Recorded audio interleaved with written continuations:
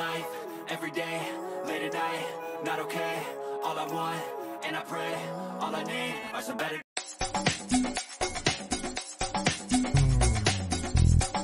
Showbiz Kachika TV. Hello mga kachika! Usap-usapan nga ngayon sa social media ang talaga namang napakalakas na loob ni Raisa Senon sa kanyang ginawang desisyon para nga sa isang pelikula. Dahil meron nga siyang bagong pelikula under Viva Films at ito nga ay isang horror movie.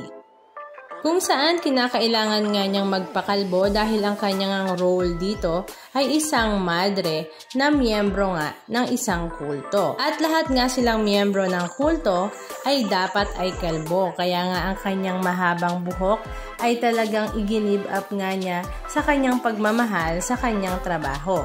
Na kahit nga ang kanyang anak na si Knight ay talagang mangiyak-ngiyak sa desisyon na ito ng kanyang mami. Pero may full support naman ng kanyang partner na si Miguel kaya naman nag-go pa rin siya.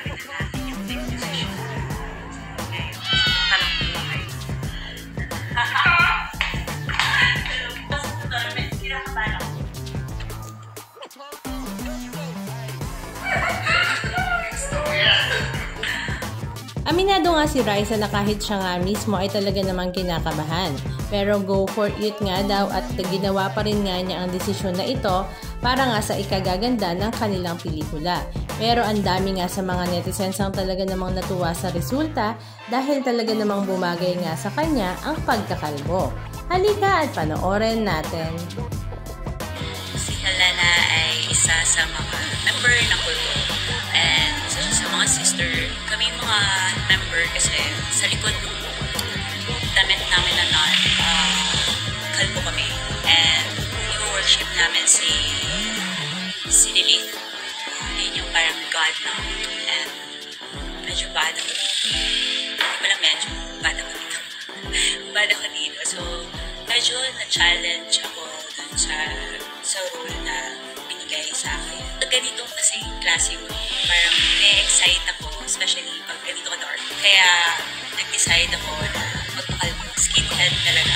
Kailangan, pag nagawa mo siya talaga, dapat committed ka talaga na kaya mo siyang gawin. At hindi ka magsisisi kapag nagawa mo siya. Ito, nag-skinhead talaga ako.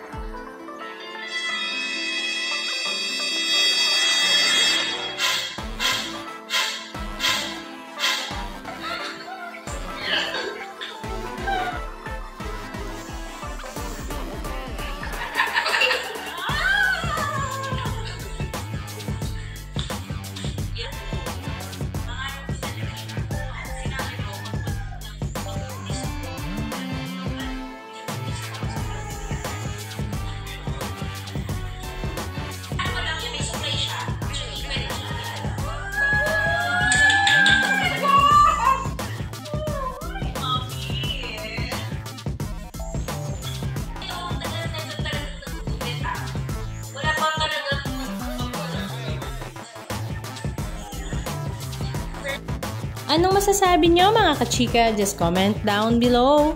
And please don't forget to subscribe. Thank you!